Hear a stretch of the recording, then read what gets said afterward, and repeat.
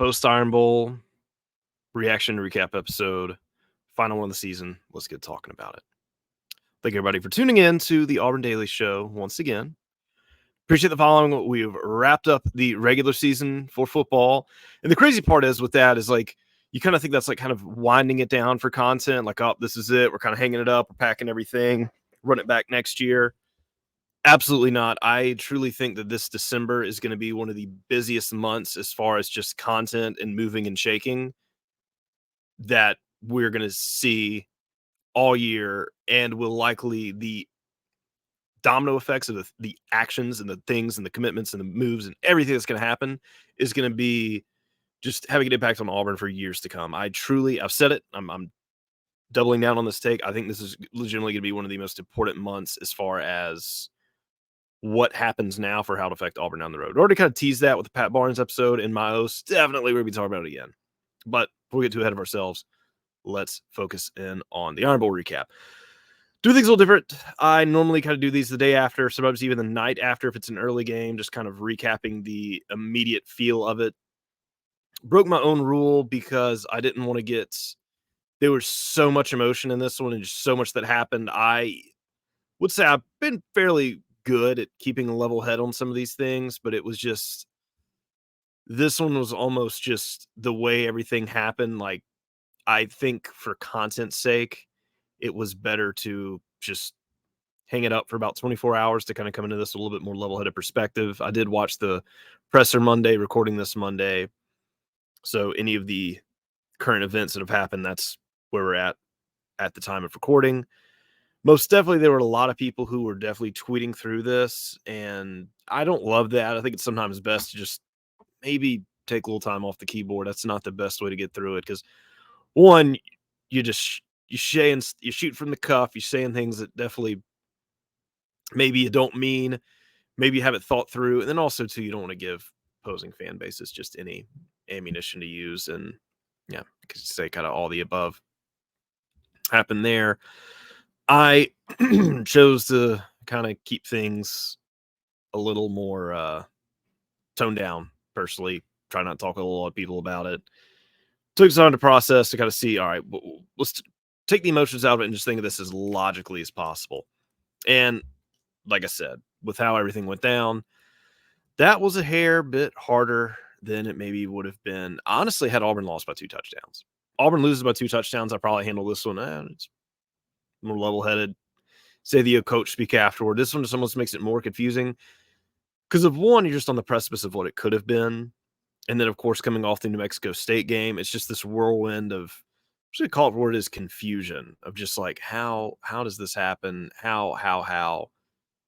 A lot of like questions there. And I think what makes Auburn so great is the emotions and the passion of the fans. And that can also be a detriment as well, where it was absolutely an asset for the fan base is that atmosphere. People heard about it, but if you were there, was electric. I would even argue it may have even been better than 2021 because everyone talks about 2021. At least this game, there was actually things that were happening that were good, or more of just 2021 was both teams were just kind of, minus sacks on Bryce Young, both teams were just kind of stuttering to the final minutes of the game, and Alabama just did what they needed to do. But this one, it wasn't great offensive performance from Auburn, but it was definitely good enough to win the game. It was good enough to at least have some numbers. I mean, Auburn at least had, what was the total number of offense? I think it was I think it was in the mid 200s. It was, well, should have been a little more prepared here on this one. 337. Yeah. So let me look up what 2021 was. 2021 Auburn versus Alabama. Total number of offense for that game, for Auburn, that is, would be 159. So kind of why I felt a little different. And the crazy part there is it didn't feel like it because of just how well Auburn did managing the ball, but the time possession was 27-32. Really, we can throw that down and say 27-33, just rounding it. I felt like Auburn held the ball longer than Alabama did. So if you do the math there, if Auburn maybe recovers a punt, that's 30-30. Auburn very, very, very likely wins that game. But even the probability calculator had Alabama having chances to win this game up until the fourth quarter. It finally swung to Auburn's way. But even in the, I guess it very briefly at the end of the third, but it was really swaying, and then it went back and forth, and obviously saw how it ends. And Bama fans aren't going to let you forget that one. It was a good few things. Let's talk about fan reaction. I don't love. When I say I don't love, that's the wrong word here. I don't by any means think it is okay to attack players. I know Coy Moore was getting a lot of flack. DJ James getting a lot of flack, and you can't deny that the game most definitely came down to them in the final moments. You could say Coy Moore is more to blame there. Yes, because he had probably the easiest play to make. And there's a lot of opinions on that. So let's just get into that one, because at the end of the day, what happened, and it doesn't necessarily matter because it's over. But he ended up, from what I saw, deleted his Twitter very soon after the game. I did a name search on him, and there were a lot of fans just saying things they shouldn't have said to him. And let's be honest here, that's just the time where you just get your frustrations out. You don't type it out, and you go to, let's say, the Rage Room. What a great transition for an ad read. As always, Auburn Daily Show brought to you by the Opelika Rage Room, with locations in downtown or outside of downtown Opelika, on 2nd Avenue, right down Opelika Road. If you're coming from the Auburn direction, just a straight shot. It's exactly what it says it is. If you don't know what a Rage Room is. If you do, then this would have been a great time to go to one. Get in there, you get a table full of stuff, you get some bats, hammers, you can play loud, angry music, and you get to just smash some things. Maybe you think of a play or two in the Iron Bowl that got you mad, and you can go bash it to pieces. That's what happens. Do that. Do not go tweeting those things at players. These guys are still wearing Auburn uniforms. They're still on the teams. And trust me, they don't need to hear your criticism. They know. I guarantee you, Coy Moore was having a worse day than anybody was. And you heard it in Hugh Freeze's presser. He said he went up to him. He went up to him and DJ James and spoke to him for a while. Told him he loved him. Was being a coach in that moment for those guys. They were taking that tough. But to finish up the ad read, though, don't want to get too far ahead of it. Yes, Open Rage Room. Thank you for watching the show. They also have a location in Birmingham Rage Room. Go check them out there. And like I said, college football season, for at least Auburn fans especially, is a great. It's a service. It was a service that we all needed. So I want to thank them for sponsoring the show. But back to what I was saying about Coy. Yeah, don't love that. It happened. Don't love the reaction of what people did. And obviously, you can be upset. The coaches are going to be upset. The players are going to be upset. He's upset. Everybody's upset. But there's a fine line between that and just the personal attacks. And same with DJ James. And he even kind of said, if you go after the coaches, yeah, that's kind of their jobs. And we famously remember the Mike Gundy, come after me, I'm a man, I'm 40. If you need to go after everybody, go after the coaches. They're the ones that get paid for that. They can handle it. I'm never a fan of going after kids. We can argue about amateurism all day long, but still, just personal attacks like that. He wasn't out there trying to blow the game. What I will say on that, and this is, I think, where the other debate comes, is, and was it a bad look that Hugh Freeze wasn't aware at the end of the game? I think so. There's a lot of people that have a lot of mixed feelings on that. At least at the very end of it, be prepared. Hey, someone's going to ask a question about this, just so you know. That's where you get there to it. I also think that if Keontae Scott, who is your starting punt returner and legitimately the biggest punt return and or fair catch of the season, probably their careers, collegiate careers, if he's out and we're sending a second guy in, who I believe Blaine Crane was the one that said that he'd only fielded 5 punt returns this year, him being Coy Moore, is that something that Hugh Freeze needs to be aware of in the moment to say, hey, Do you want to do anything different here? Do you want him to be a decoy? Do you want him to stay back? Do you want him just to stay away from the ball in general? I don't know. Maybe that's a conversation. I'm not a coach. I don't know how this. Maybe it's just a hey, he's a backup. He's ready to go in. He knows what he's supposed to do. I would say any other time, absolutely. But given the circumstances that were happening in that game, I personally think, and this is everyone's going to give their opinions on it, and it's just what it's about. Just give an opinion.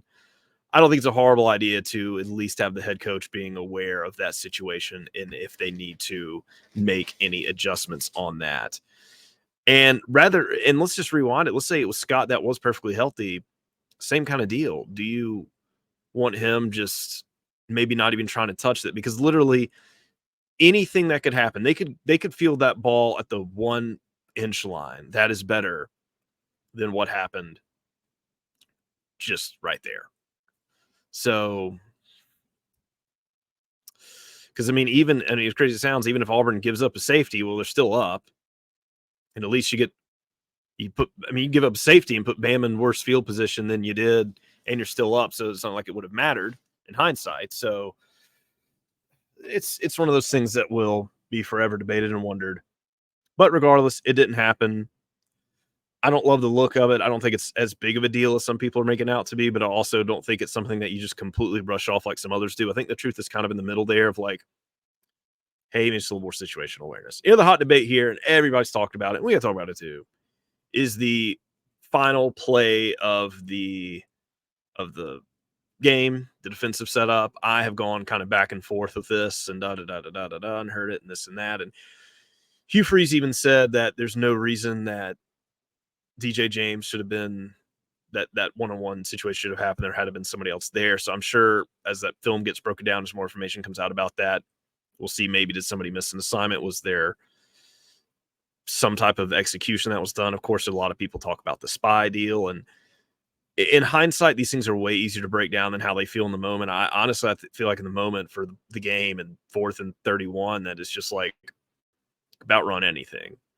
So I'm not going to overly break this down from a coaching standpoint because it just doesn't necessarily matter. But I think it's one of those deals where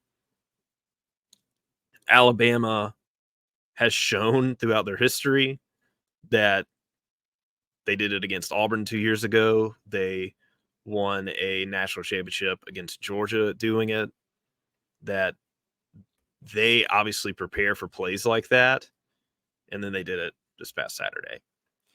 So do you practice those plays defensively? Probably not as much as they were offensively, because they obviously, and Saban said, we practiced that. And by the way that looked, that didn't look like it was a whole lot of improvising and it made something happen. It looked like he had some reps throwing to that exact spot in the end zone, because that throw was precisely where the ball needed to be, and the receiver was right where he needed to be, and he got his foot in and he got his separation. It stings and it stinks, but it was what it was.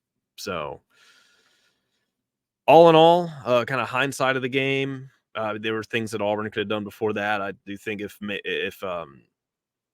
Rivaldo had caught that ball right before Auburn had to end up, I believe they had to punt it to give it to Alabama, which they ended up stopping him though. But you get the ball down there midfield, and if you're not right at it, you're pretty dang close to probably chipping it within a field goal positioning, and you've already eaten up a lot of clock on there. So, and who knows, maybe get a touchdown, but you definitely eat up a lot of clock, and or put Alabama in a spot where they got no timeouts. They get the ball back. So there were multiple ways that it could have happened. The officiating, there was a lot of chit chat of, oh, well, did he push off? Definitely pushed off. Was there contact? Was there enough to really call it? He got away with one earlier. There was definitely by definition, pass interference that James got away with on the opposite end zone earlier in the game. Wasn't called. Obviously, the face masks weren't called. There was a late hit and or targeting helmet-to-helmet deal that wasn't called. It went both ways. It definitely more uncalled that should have been for Auburn that weren't. It just wasn't a great officiated game all around. Now, am I saying that's why Auburn lost? Absolutely not. because, like I said, some of those penalties could have gone Alabama's way and could have shifted their momentum. There was a very, very questionable fourth down spot that was incredibly gracious. Or yeah, it was fourth. The third is the first one that got him the first, a very, very short spot. Maybe it's third. I can't remember, but y'all know what I'm talking about. And then there was I think it was um, Elijah McAllister got, it was either him or McLeod. One of the two of them just got held horrifically bad on a play where Milrow was able to get out wide and run it up for, I believe, a first down. So it was just a lot of weird little, like, and I think the other weird part is, like, there were refs that were just staring right at these plays. So odd, odd, odd. But big takeaway for me here is, I mean, from a positive note, they kept it within 3 points. This was a very mismatched game from Auburn from the start. They did absolutely everything they needed to do to get in it. You're hearing the phrase of Nick Saban was outcoached by Hugh Freeze. I think, given the talent gaps and everything else, absolutely is the argument of maybe they were focusing on this from New Mexico State, what they played. Arguably so. Auburn did score in every single quarter of this game, so that's good. I mean, they played a about near full game. Rushing wise, 244 yards. That was awesome. Just absolutely shoved it down their throats. Peyton Thorne, let's talk about that. I'm not going to hold the 2 interceptions against him. It's going to show up on the books and it'll show up on a season total, so that stinks. But those were literally 2 last plays of each half. Just Hail Mary, hawk it up there, hope something happens kind of balls. And I'm not going to blame him for just shoving one downfield to end the first half. Also, last play, something happens, just heave it up, about to get sacked at the end of the game. Yeah, and they were both picked, but it wasn't like those were necessarily like, I'm trying to make a pass here. It's more of just, I'm throwing it up and let's see what happens. So, yes, it'll show up on the stat sheet. I'm not necessarily blaming that on him. So, if you take away those 2 throws, unfortunately, I still think his passing percentage is like somewhere in like, it's like 35. If you adjust it for those, like take those 2 throws out of there. 5 for 16, or we can call it 5 for 14 if you take those 2 out of there for 1 touchdown, 91 yards. I mean, I think the jury's out. I mean, Peyton is kind of showing that he can't do it on the big game versus the big team on the big stage. So I don't know how we can chalk this up any more than, oh wow, I didn't even realize that the only players who caught a pass was Johnson and Burt. Yes, technically Robbie was credited one from Jarquez, so it says, but Burton catches 1, and yeah, Josh Johnson catches 4. I know, as I mentioned earlier, Rivaldo had some bad drops, some he definitely should have come down with, but still, that make a huge difference. So, I mean, I think the story is still what it has been, that this passing side of this offense is just not enough to get it done. And I think it's going to raise some. It hasn't changed the narrative. We'll just say this on what Peyton Thorne's future is going to be at Auburn. I think a lot of folks are leaning toward him probably jumping in the portal. I don't see how either party has anything to gain by him staying, unless they really just do think that with more receiver talent, this will change. Peyton did get it done with his legs when he needed to. So, I mean, obviously his decision making is good enough to make some things happen. He not only did those 57 yards rushing he had in 15 carries, but I think the most key part of that was eating up the clock. And this was a game to where Auburn wasn't going to just run up the score, and they needed to keep that offense off the field. Alabama's offense, and doing that, they did what they did. Jarquez 8, would have been cool to see him get over 100 yards. He did get 93, so he got pretty close. Of course, Damari goes off with 85. But alas, Auburn loses a heartbreaking one to Alabama. And I think what has to be remembered here is just, this is kind of what this whole season has been. I don't want to write it off, say, oh, eyes to the future, because I think that narrative's getting way too overplayed. The season doesn't matter. I think what's going to have to happen here, we'll talk about this extensively through other episodes, but Hugh Freeze kind of all season was sort of close but no cigar, minus New Mexico State, and he even addressed that in his own press conference that he improperly did, which is awesome. I think it was good just him to come out and say, hey, this wasn't playing, but I still want to talk to you guys. I think if you take the Cal game out, you take New Mexico State out, and Cal is its second game of the season across the country. I thought that was always kind of destined. I think that's one of those you play those two games again, they probably go how they should have gone from the night before expectations. But in the losses that Auburn had, minus LSU, and obviously minus New Mexico State, your SEC losses, I think it was very much kind of like I said, close but no cigar.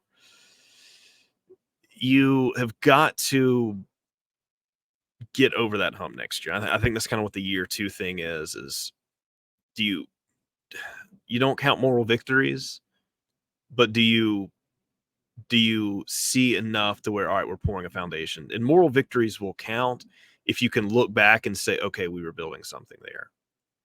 Like 2009 feels like a better season because it led to 2010. If 2010 had been an 8-4 season, 2009 becomes a disappointment. 2009 is looked back positively because of what it led to. And I think this is kind of what this season is going to be as well. You kept it within 3 points of Alabama. You kept it within 7 points of Georgia. You were within 7 points of Ole Miss. A&M, I would say that game was a tad bit. It felt like the game was a little bit closer than the score was, but you were still neck and neck with A&M through a lot of that. So, and then obviously A&M was a lot of shooting yourself in the foot. But you carry that momentum, and of course you got your blowout games in there too. So you carry that momentum, and this will be the talk about what does year two look like? What things do they have to do in year two to show that we took this momentum and we built upon it? Do players start getting better? Do players start developing? Do good players start coming in? So on and so on. And Hugh Freeze even said it today, and this is going to be the talk of it. We've got to recruit this own roster, something I'm not used to doing. And I appreciate him being just fully candid and just saying, hey, like this is new territory for me and us, being the rest of the staff members. Because I think a lot of coaches kind of play it off like these things, they don't really like openly talk about this stuff with the media. And he was very just saying, hey, this is a challenge, and not only is it a challenge, it's a new challenge. And we don't always necessarily know. These are untread waters. We hadn't really been here before.